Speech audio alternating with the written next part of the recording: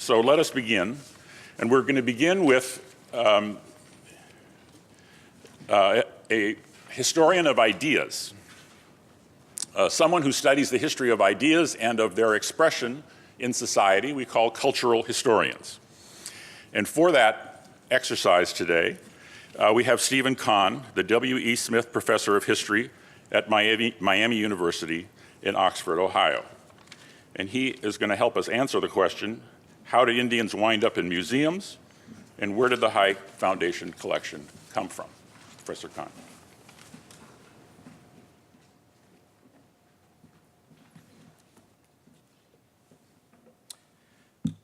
Good afternoon to you all. That's much better.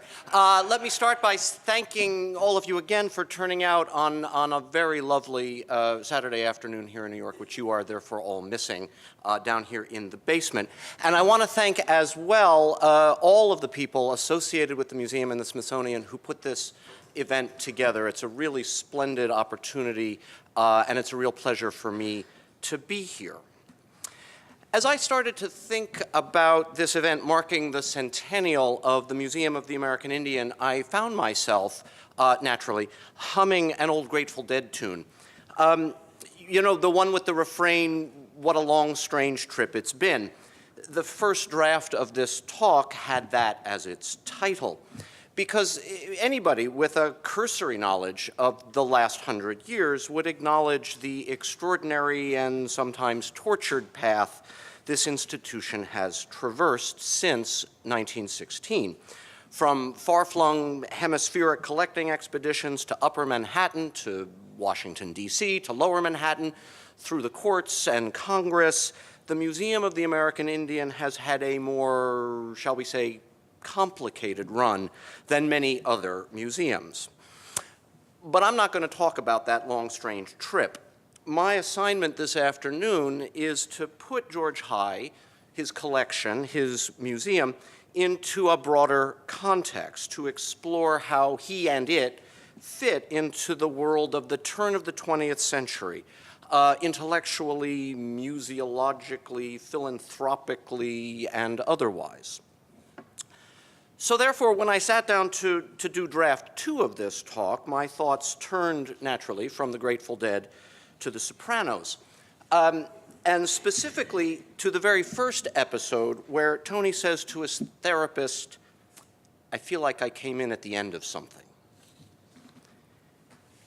Because as I thought more about George High and his enterprise, it seemed to me that he represented the end, or maybe better, the culmination of a 19th century view of the world, about Native Americans, about collecting, about museums. And though High himself lived well into the 20th century, understanding that 19th century world of ideas helps explain not only what High thought he was up to when he opened his museum in 1916, but it may also help us understand the trajectory of this museum across the last 100 years. So, since I'm the leadoff batter here, let me start with a quick review of some biographical details which may be very familiar to many of you. George Gustav High was born in 1874, son of a German immigrant and a woman from well up the Hudson River. Trained as an engineer at Columbia, he worked in railroads and then in banking. He did well for himself, but he also made his money in what was fast becoming the old-fashioned way. He inherited it. And as the story goes, in 1897, working on a railroad project in Arizona, at the tender age of 23, he purchased his first Native American artifact from a Navajo. With that purchase, I would suggest, he found his calling. His work became something he did, but really collecting became his life's work. He died in 1957, a good run at the age of 82, having assembled a collection of nearly 1 million pieces of every conceivable kind. So at one level, High was a collector, nothing more and nothing less. Collectors of whatever kind are afflicted with a particular mania that the rest of us perhaps find a little perplexing. We find them so curious we we devote reality TV shows to them. But High, however eccentric he would become as the 20th century rolled on, he was a collector firmly in the 19th century tradition, in the 19th century sense of that enterprise. Much of what the transatlantic world would come to learn about the natural world in the 19th century was built on the specimens accumulated by scores of indefatigable collectors. Country parsons who chased butterflies and beetles 6 days a week, interrupted perhaps by a sermon on Sundays. William Sampson Vaugh, who started collecting minerals as a boy in and around Philadelphia and eventually assembled tens of thousands of them. Mary Anning, daughter of a cabinet maker on the remote Dorset coast, whose discoveries of Jurassic marine fossils changed our understanding of prehistoric life. The natural history museums which proliferated in the 19th century were filled with these kinds of collections. Vaugh bequeathed his minerals to the Academy of Natural Sciences in Philadelphia after his death in 1882. Mary Anning's fossils can be seen in the Museum of Natural History in London to this day. Without a doubt, the 19th century was an age of collecting and collectors, and that practice, in turn, was connected deeply to the creation of knowledge. In this sense, High fit right in to the world of wealthy New York, indeed wealthy American collectors who busied themselves in the late 19th and early 20th centuries. He was, as it happens, an almost exact contemporary of Alfred Barnes. Barnes was born in 1872 and died in 1951, and the two shared more than eccentricity in common. Each, in the end, decided to build his own museum to house his deeply personal collections, in some measure because neither wanted to yield control of their stuff to any other institution. Though I don't think that High's will, I should ask about this, but I don't think High's will reached from beyond the grave the way Alfred Barnes's did to exert a stranglehold over the museum. There are other analogies to think about. Isabella Stewart Gardner, Henry Clay Frick, Charles Freer, all of whom built museums to showcase their very particular collections, and Henry Ford, who, like Barnes, was almost exactly the same age as High. So as you consider those comparisons, let me note two things about the 19th century phenomenon of collecting that I think have a bearing on how we put George High into context. First, it was done by amateurs. Second, it aspired to an encyclopedic completeness. High was certainly an amateur. He had no formal training in anthropology, in art or art history, in linguistics, or in any of the academic disciplines germane to his collecting interests. But he was only an amateur in retrospect, and as the 20th century proceeded. Those 19th century collectors, those vicars and self-described naturalists, worked in a field where professional credentials were not particularly common, and frankly, didn't matter all that much. Charles Darwin didn't have a degree in evolutionary biology, and he probably wouldn't get tenure today, given how long it took him to publish that first book.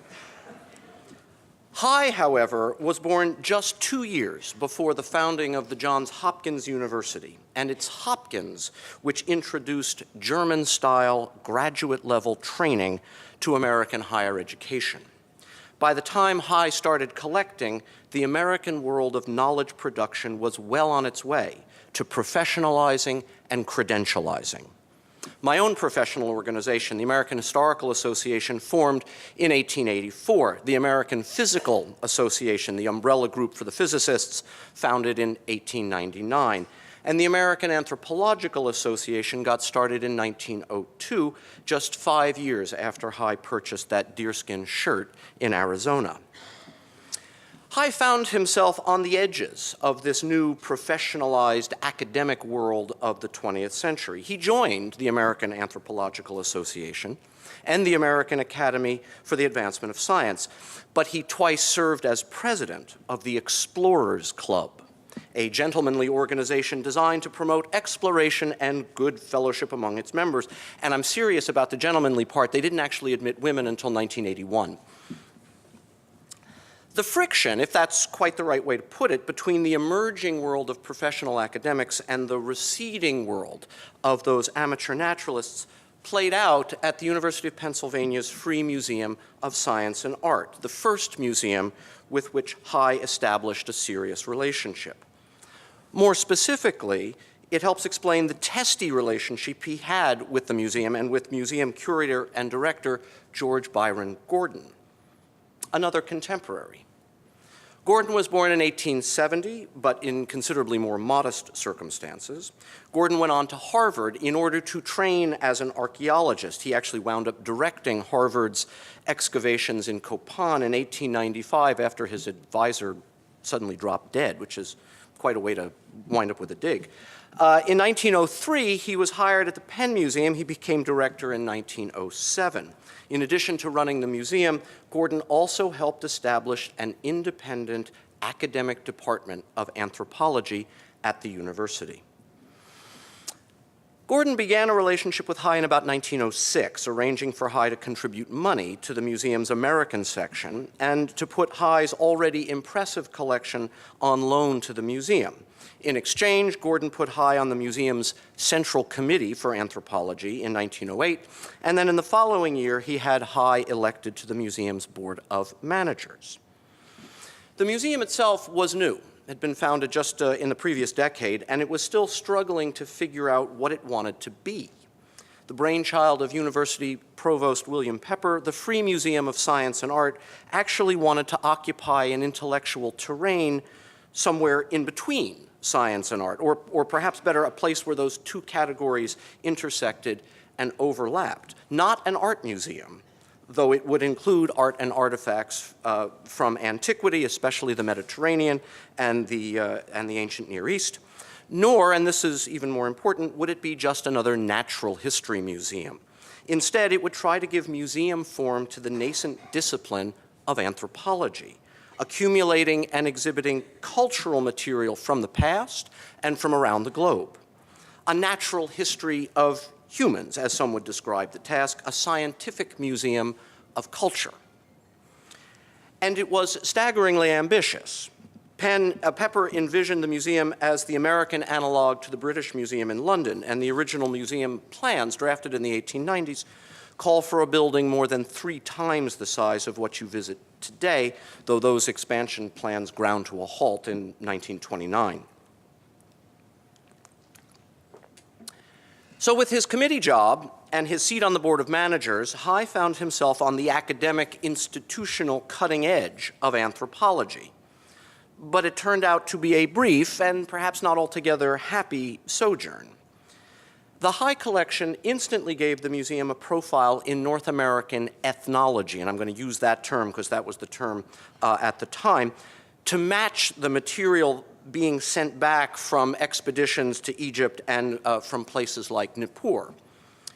Gordon, for his part, seems to have found High very useful in identifying collections and advising on their purchase. High had an active network and a remarkable nose that kept him apprised of potential acquisitions, whether in Peru or in Plattsburgh, New York. He was not above showing up after someone's death, body not quite cold, to make an offer if he thought the artifacts were good.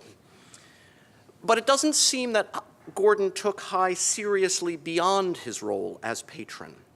High's frustration came to a head in a letter he wrote to Gordon in September 1912. In it, High complains that the museum had made several important purchases without consulting him. Worse, the letter makes reference to a directive Gordon issued barring High from any of the non-American collections and workrooms. High was insulted, and I'm quoting here, "You also informed me during my last visit to the museum that you did not wish me to enter any workrooms other than those of the American section, nor look at any specimens not exhibited without first seeing you. I consider it fully in my province as vice president of the museum to have access at any time to any part of the building," unquote.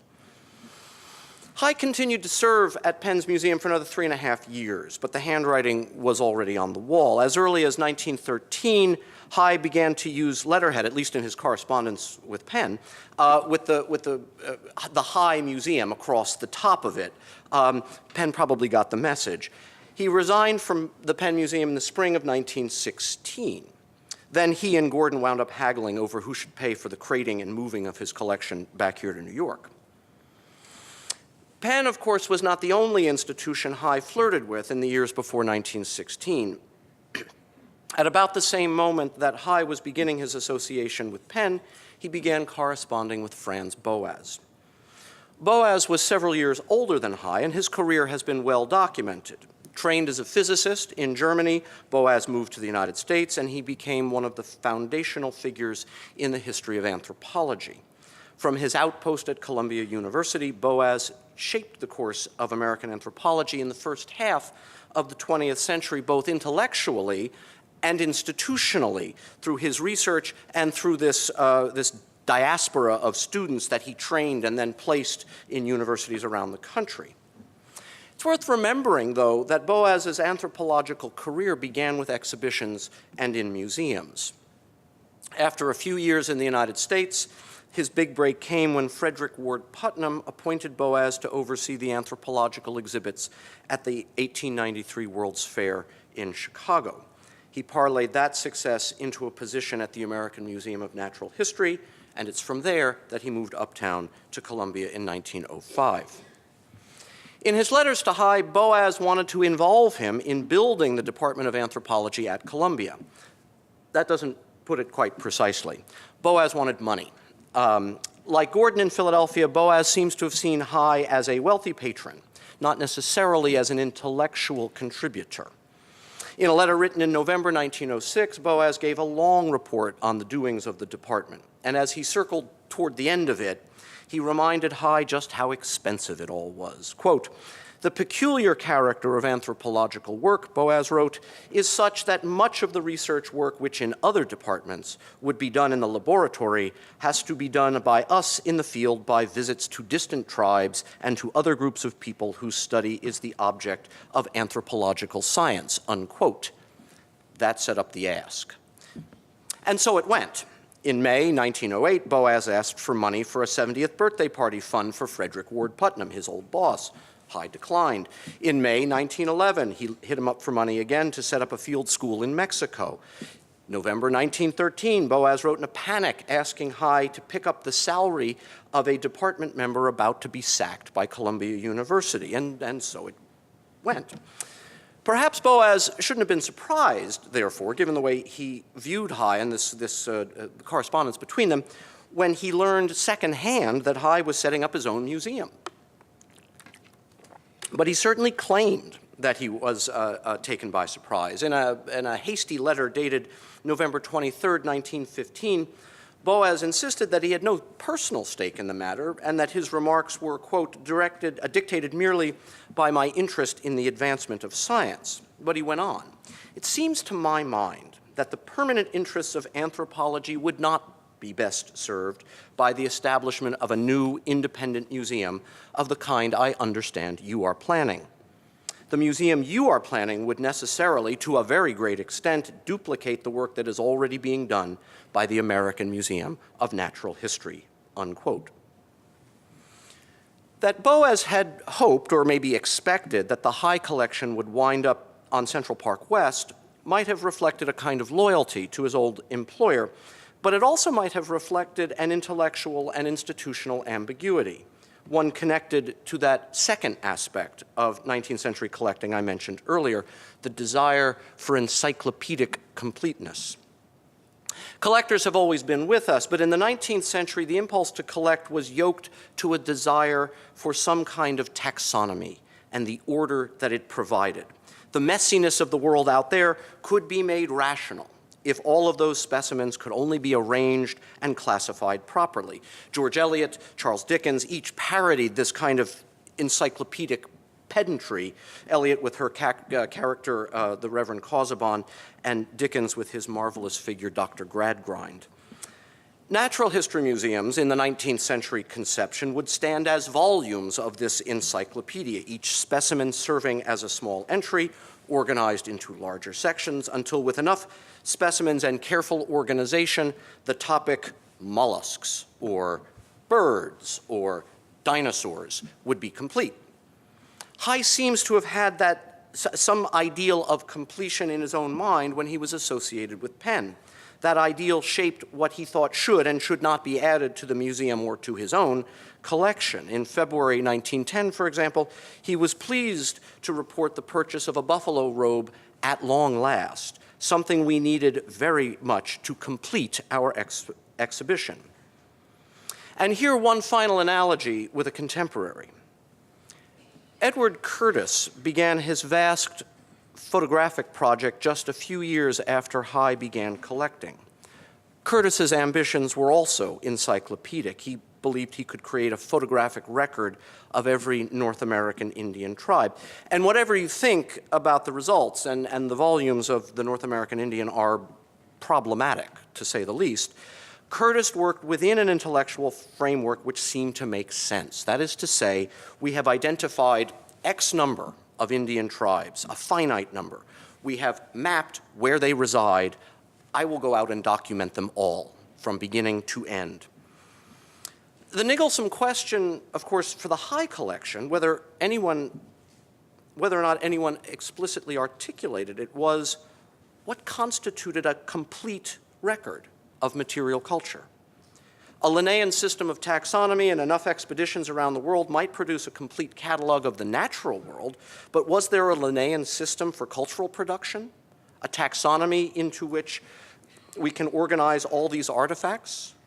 How do you know when a cultural collection was complete?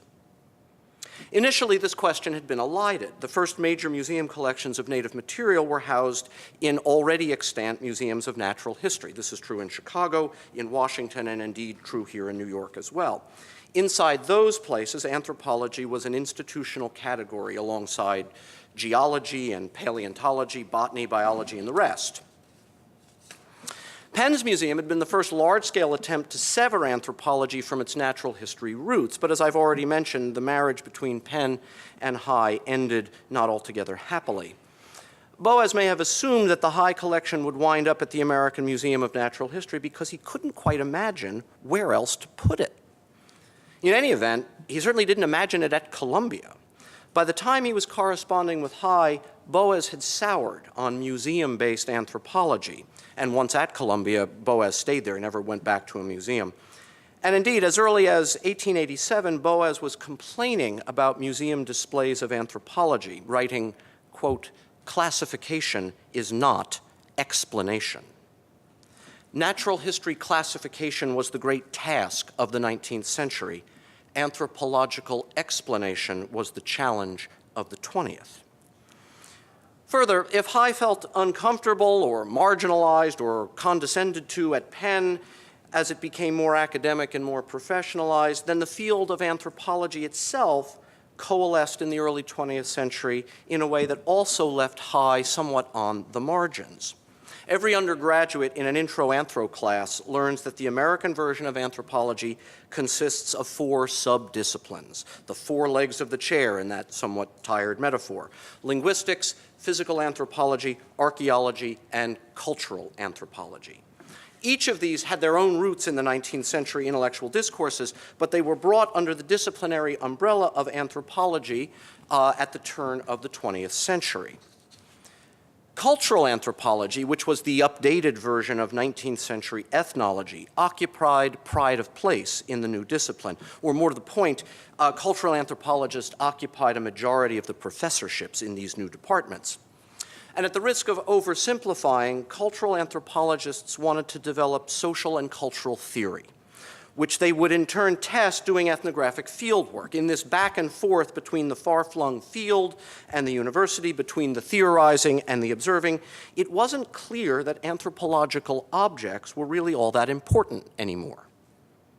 In 1954, just 3 years before George High's death, the anthropologists Donald Collier and Henry Sopcich examined the role of museums in American anthropology for the journal American Anthropologist.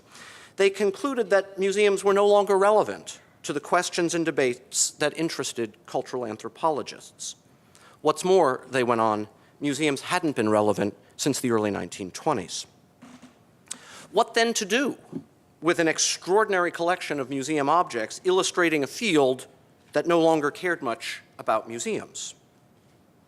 One final anecdote to illustrate my point here that George High found himself a 19th century man living into the 20th. In reply to that 1915 letter that Boas wrote about the new museum, High explained what he was doing, and it's worth quoting at some length.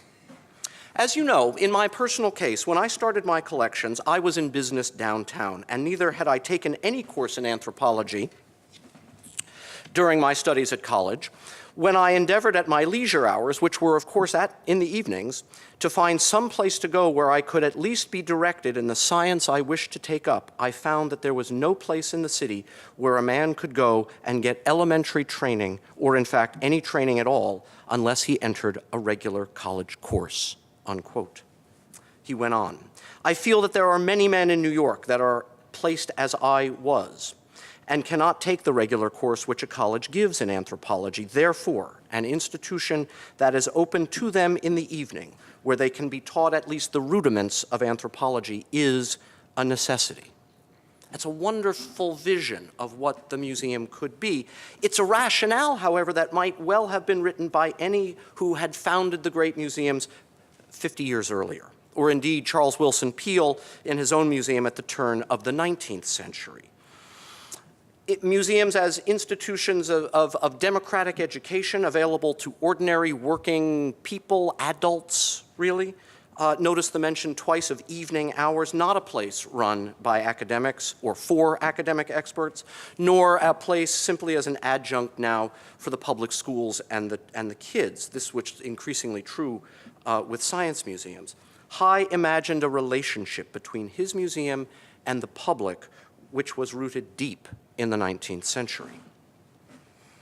George High, like Tony Soprano, was a big, burly, occasionally irascible man, and I do think he came in at the end of something. But he also set in motion things over the past century that I think he probably could never have anticipated. Thank you very much.